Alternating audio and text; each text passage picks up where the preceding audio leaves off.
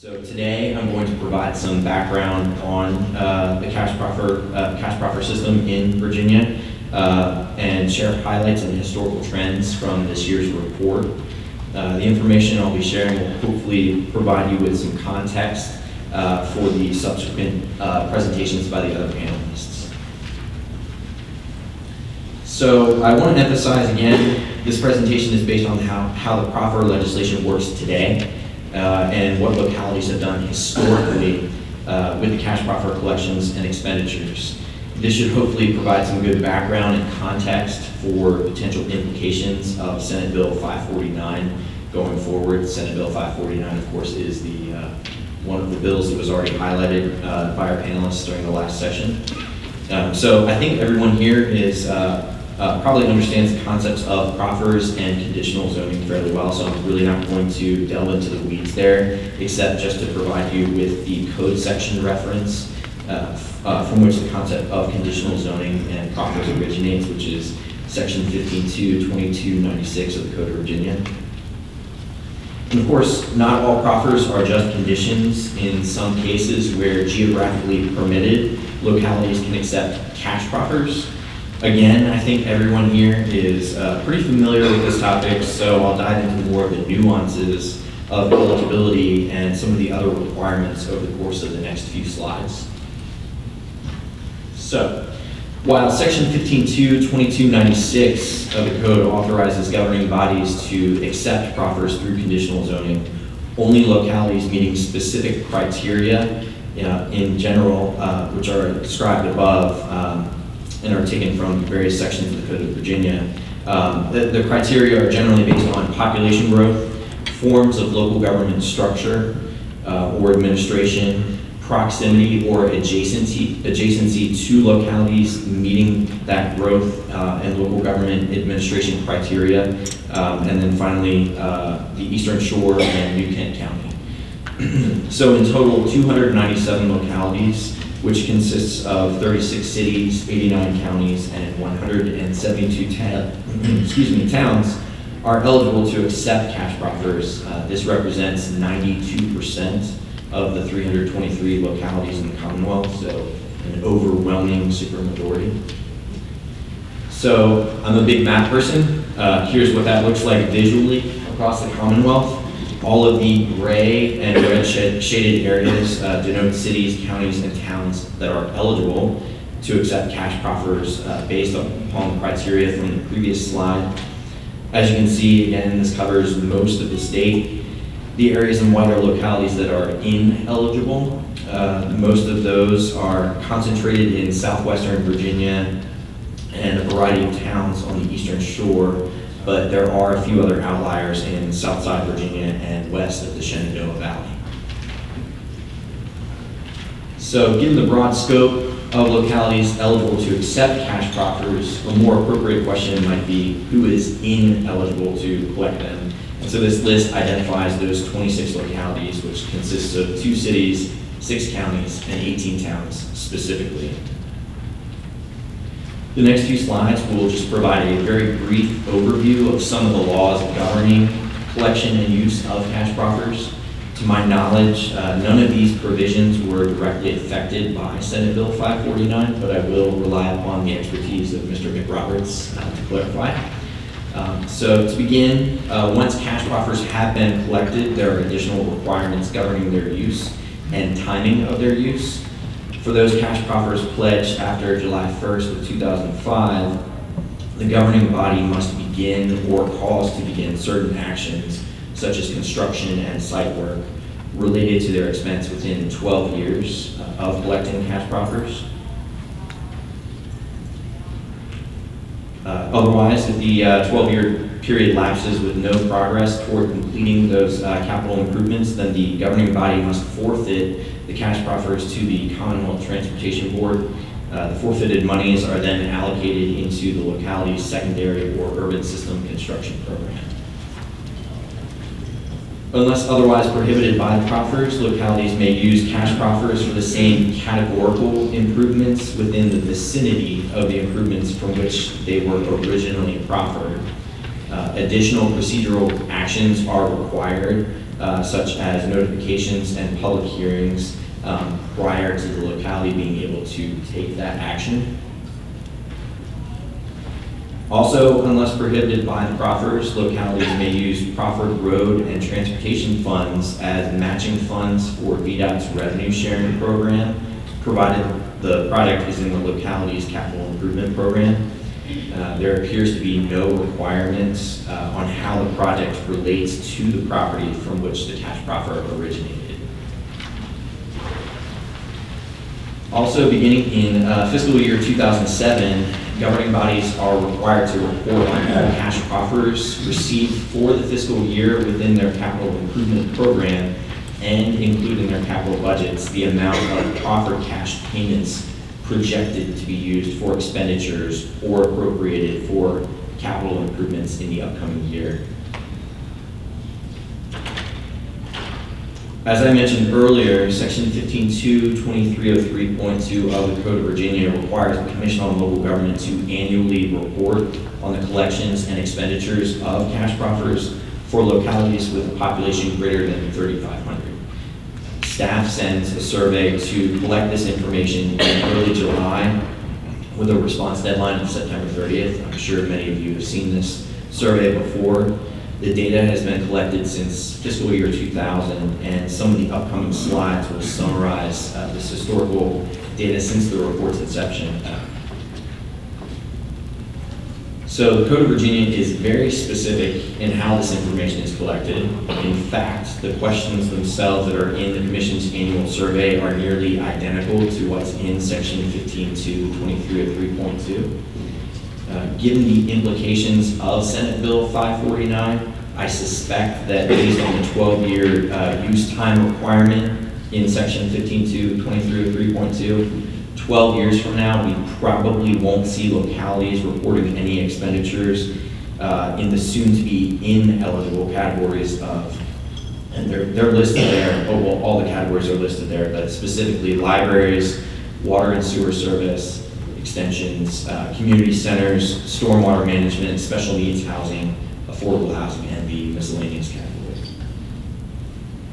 Now I'd like to take you through a summary of this year's report, but before I do so, again, for a majority of those in the audience, please keep an eye out for our annual survey, which will be mailed out by July 1st of this year.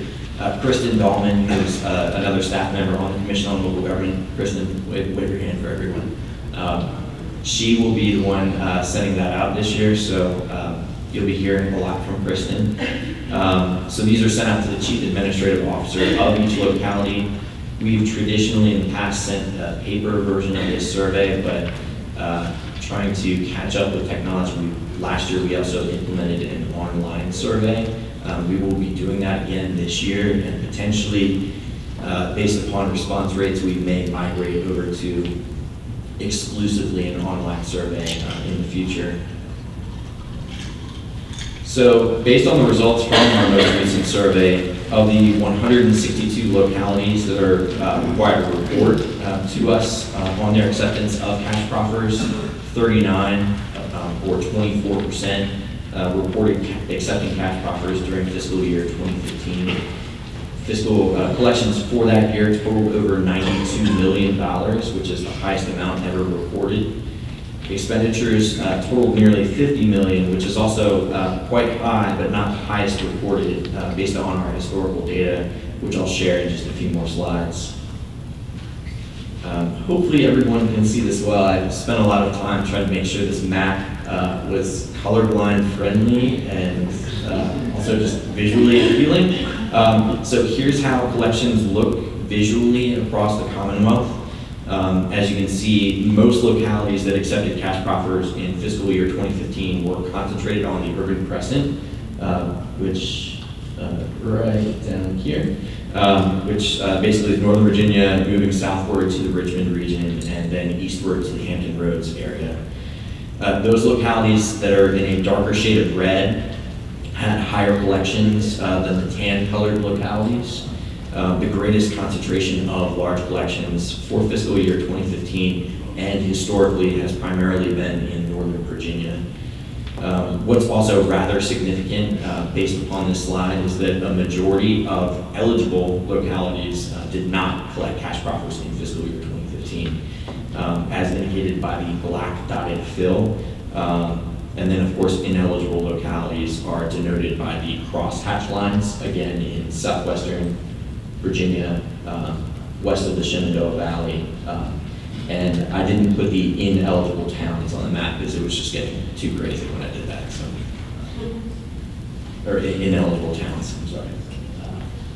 So, as I stated earlier, we also have historical information on collections and expenditures. So this is a bar graph showing cash proffer revenues, which are in dark blue, and cash proffer expenditures in red by year since the report's inception. As you can see, revenues and expenditures of proffers were significantly higher in fiscal year 2015. Again, fiscal year 2015 was the highest collections based on our historical record. And again, expenditures were high, but closer to the average. And this slide, of course, is another way to sort of view this information based upon the statewide average. So again, revenues being in dark blue and expenditures in red, this is how far they differed from the statewide average over the course of the report's inception since fiscal year 2000. So as of fiscal year 2015, the average annual statewide revenue collection was approximately $55.5 million. So again, the dark blue denotes how far that differed from that average of $55.5 million. And then the average annual statewide expenditure was $37.7 million. So as I stated earlier, and as you saw when I had that slide on our questionnaire and the specific questions we have to ask, the report contains information on expenditures by category. So in fiscal year 2015, the largest expenditures are schools, which are here in blue, and transportation, which is in red, right there, and then parks at 14.5%. Again, these categories are again taken directly from 15.2, 2303.2, which directs the specific questions that the Commission on Local Government asks. Then this next slide is based upon Senate Bill 549. So the pie slices highlighted in yellow would likely still be in compliance with the new law, while those in gray would not be. Those expenditures in compliance account for 89.5% of total expenditures for fiscal year 2015. The remaining 10.5% consists of, again, of those categories which I listed earlier, which are libraries, water and sewer service extension, community centers, stormwater management, special needs housing, affordable housing, and miscellaneous. I have no information that would identify in any greater detail whether or not these collections and expenditures are in compliance with the provisions of the law on their reasonableness and the other new standards that Senate Bill 549 established. So to help give you some more perspective, especially a historical perspective on this subject matter, here's how that trend looks over time by category. Generally, again, the major categories over time for expenditures include schools and roads. Expenditures for parks and recreation, public safety, and libraries are also have been consistent and somewhat significant over time, but nowhere near to the extent of schools and roads. Data on categorical expenditures was not collected for fiscal years 2000 through 2002, so that's why you're not seeing that trend there. Again, using that same highlighting function, here's how those likely compliant expenditures look over time.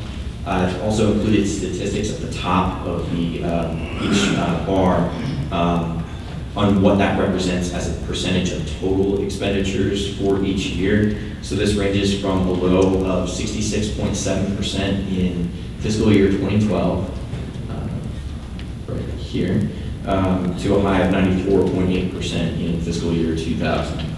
forward right there. So again, that means in fiscal year 2004, 94.8% of cash proffer expenditures would meet the standards of, or would likely, let me say likely meet the standards of Senate Bill 549, whereas in fiscal year 2012, only 66.7% would have met that criteria. In fiscal year 2012, I believe that a really significant expenditure on libraries, and I think that might have been just one or two localities reporting those expenditures. So again, I'd like to conclude by saying that every cash proffer report since the report's inception is posted on our website. There's also information on summary statistics. For any more detailed requests, I'm more than happy to assist anyone, and you can reach me at the contact information right there. And again, finally, please don't forget about our cash proffer survey. And I'd be happy to answer any questions before Mr. Roberts.